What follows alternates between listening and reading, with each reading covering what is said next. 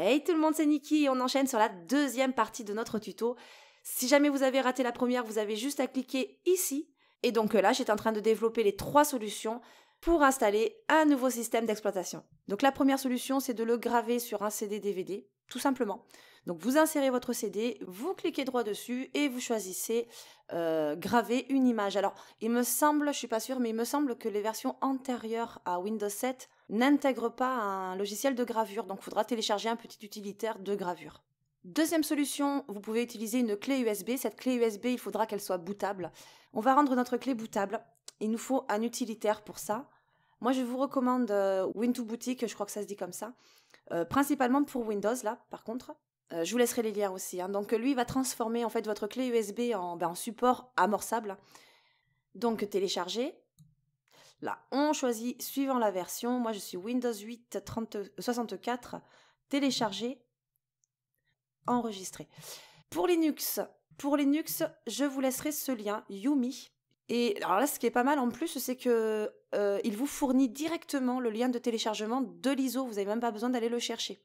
Donc, une fois que l'utilitaire est téléchargé, on va le chercher. Dossier téléchargement.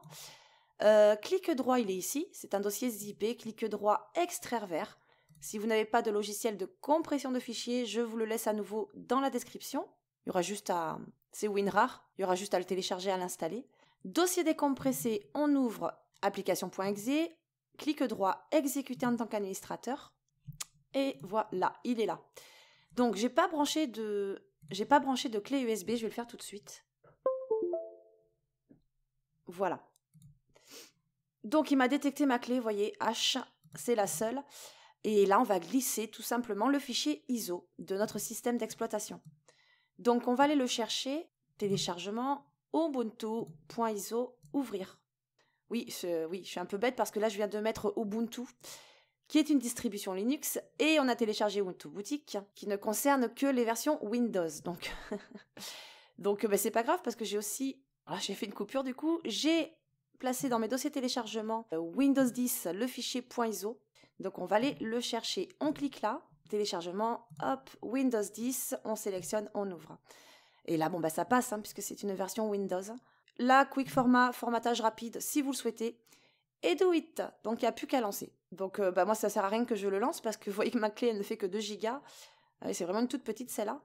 Et mon ISO, il fait 3 Go, quoi. Il fait 3 Go, 4 Go presque, donc c'est mort, je peux pas... Bon, bref, votre clé, vous, en tout cas, il faudra qu'elle soit capable de contenir votre fichier .iso. Troisième solution, si vous le souhaitez, tout simplement, on va créer un lecteur virtuel. Voilà, un disque virtuel. Alors pour ça, il vous faudra Daemontos Lite. Je l'ai beaucoup utilisé, celui-là d'ailleurs. C'est ce qui va nous permettre justement d'émuler, en fait, de créer une image disque virtuelle.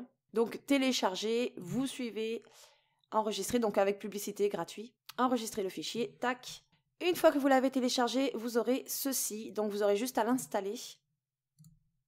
Licence gratuite et c'est parti. Alors moi j'ai déjà installé par contre, donc je vais l'arrêter. Vous l'installez, voilà, il n'y a rien de compliqué, vous suivez les instructions. Une fois que c'est fait, vous allez l'ouvrir. Moi je ne sais même pas où il est d'ailleurs. Donc une fois que vous l'aurez installé, de toute façon vous aurez un raccourci sur le bureau et je crois même qu'il va se lancer automatiquement. Donc vous arriverez sur cette page. Hop, on revient sur le dossier téléchargement. Tac, on va la passer...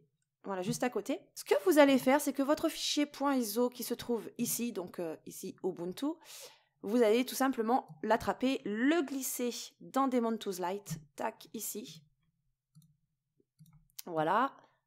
Vous allez le sélectionner, ou alors cliquer droit dessus carrément, et vous cliquez sur Monter. C'est hyper rapide en plus. Voilà, il a été créé. Donc là, il nous a créé notre lecteur virtuel, et on peut le vérifier, vous voyez, c'est vraiment rapide. Hop. Alors là, j'ai ma clé tout à l'heure que j'ai branchée, que je vais débrancher d'ailleurs. Et il nous a créé ce lecteur virtuel. Vous voyez, pas besoin de CD physique. Donc, vous pouvez procéder de cette manière également. Je vais, retourner sur VirtualBox. Et il y a une dernière solution qui est vraiment très très simple. Je vous montrerai après. Mais bon, c'était bien que je vous montre quand même ces trois façons de faire pour vous permettre de pas trop galérer, quoi. Bref, donc, une fois que vous avez téléchargé votre fichier .iso, l'étape suivante, évidemment, va être d'installer votre système d'exploitation sur votre machine virtuelle qu'on a créée tout à l'heure. Mais avant, et ça c'est très important, on va aller sur configuration ici. Alors, configuration de la machine virtuelle. Vous pouvez modifier le nom, bon ça c'est pas très important, tac. Dossier, alors ça on en parlera après, les instantanés. Donc voilà, ça c'est bon, système. Donc là vous pouvez modifier, ça c'est bon. Alors ici on va cocher, surtout si jamais vous voulez rajouter des processeurs. D'ailleurs ici dans processeur j'en ai qu'un, ouais bah oui il n'était pas coché. Donc vous pouvez augmenter le nombre de processeurs attribués si vous voulez. Donc je vais mettre 4, hop. Affichage, bon là il n'y a rien de particulier, nombre d'écran 1. Stockage, là c'est très très important. Et il faut bien comprendre comment ça fonctionne, c'est-à-dire que ici on a deux périphériques de stockage, contrôleur IDE, contrôleur SATA. SATA, lui, on va rattacher le disque dur virtuel qui a été créé, souvenez-vous tout à l'heure. Celui-là, de toute façon, il a automatiquement détecté. Donc lui, il est rattaché au disque dur virtuel.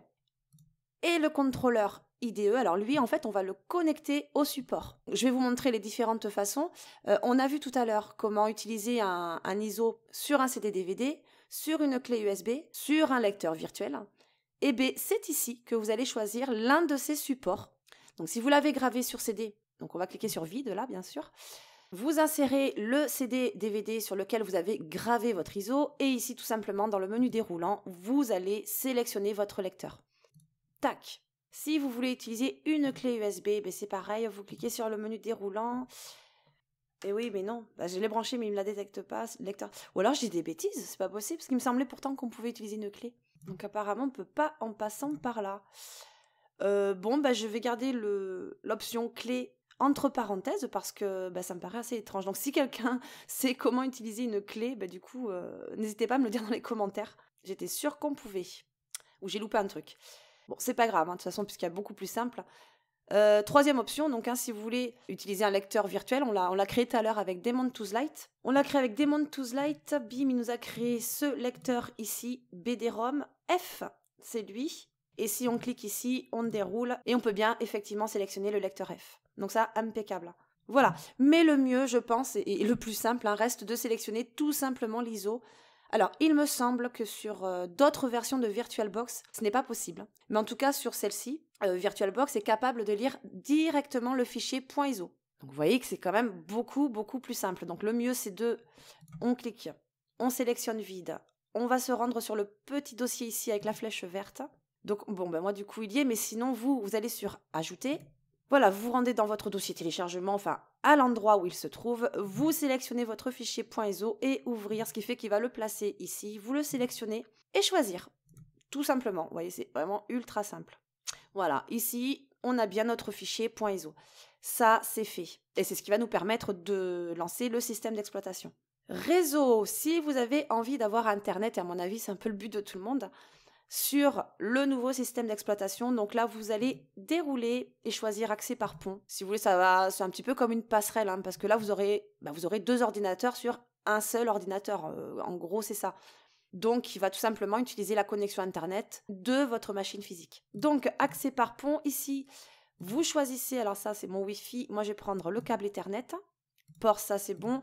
USB, très très important aussi, puisque si vous voulez pouvoir utiliser votre souris et tous les périphériques qui sont branchés sur votre nouveau système d'exploitation, donc il vaut mieux les ajouter. Alors, la petite croix verte là, et vous voyez qu'il m'a détecté donc ma souris, mon clavier et mon microphone, le micro avec lequel je suis en train de parler. Donc évidemment, il détecte tout ce qui est branché actuellement. Ça, c'est important aussi. Vous les ajoutez, dossier partagé. Alors ça, c'est ce qui va vous permettre de partager un dossier entre les deux systèmes d'exploitation. C'est-à-dire, là, je vais sur la petite croix verte, je déroule, je vais aller choisir mes documents, par exemple.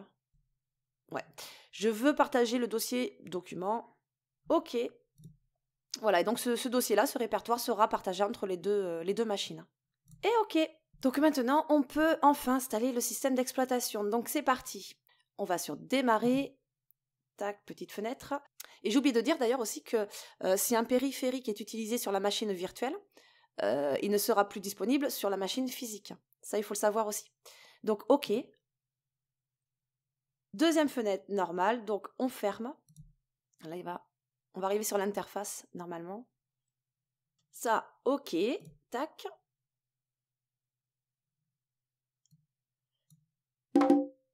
Voilà, on arrive sur l'interface d'Ubuntu, donc pour l'installation. Donc en fait, la touche haute que je disais tout à l'heure, la touche contrôle à droite de votre clavier, par exemple, si vous faites CTRL plus F, ça vous permettra de passer en plein écran. Donc on va l'installer. Alors français, tac, installer Ubuntu. Ouais, non, en fait, je vais pas l'installer maintenant parce que ça va prendre des plombes et non. Donc quitter, je vais juste vous montrer comme ça. Ok, quitter. De toute façon, il faut savoir qu'on peut l'installer à tout moment quand on le souhaite. Et bien nous y voilà, ça y est, donc là on est sur l'interface de Ubuntu, il ne nous reste plus qu'à, si on veut l'installer, vous voyez, installer Ubuntu, il ne reste plus qu'à se familiariser avec ce système d'exploitation. L'avantage encore une fois évidemment c'est qu'on n'a pas besoin de redémarrer le PC pour changer de système d'exploitation puisqu'il sera ici en parallèle. Et là donc le tuto touche à sa fin, vous savez désormais comment fonctionne VirtualBox et surtout comment installer et utiliser plusieurs systèmes d'exploitation simultanément, sachant que là, de toute façon, si vous installez une version Windows, l'installation se fera exactement de la même manière que si vous l'installez pour la première fois sur votre machine. Alors, un petit conseil pour terminer, et pas des moindres, vous voyez, je vais rouvrir VirtualBox ici. On a la possibilité de créer un instantané. Hop, ici je vais cliquer droit et là vous pouvez prendre un instantané. Alors c'est un petit peu comme un point de restauration si vous voulez puisqu'il va prendre votre système à l'état, dans l'état qu'il se trouve actuellement. Donc s'il y a des soucis par la suite, peu importe, vous avez tout simplement à récupérer cet instantané qui va se placer, donc on va retourner ici, détail. Ah non, je ne peux pas aller dans configuration puisqu'il est ouvert, il est en fonction. Dans configuration, dans général, il me semble, tout à l'heure on l'a vu, vous avez l'onglet instantané, vous pouvez voir le chemin d'accès, la destination pour le récupérer. Et un autre petit conseil aussi pour terminer, si jamais vous n'avez pas une super config à la base et que vous voulez éviter les ralentissements, pensez à fermer tous les programmes qui tournent sur une machine quand vous en utilisez une autre. Ok ? Ah oui, et on va vérifier si on a bien Internet. Normalement, il n'y a pas de souci. Voilà, donc il y a bien Internet, il n'y a aucun problème. Donc je compte sur vous pour me laisser un joli pouce bleu et partager cette vidéo si ça vous a plu. Pensez à vous abonner pour me suivre et bien sûr n'oubliez pas la petite clochette afin d'être averti de mes prochaines vidéos.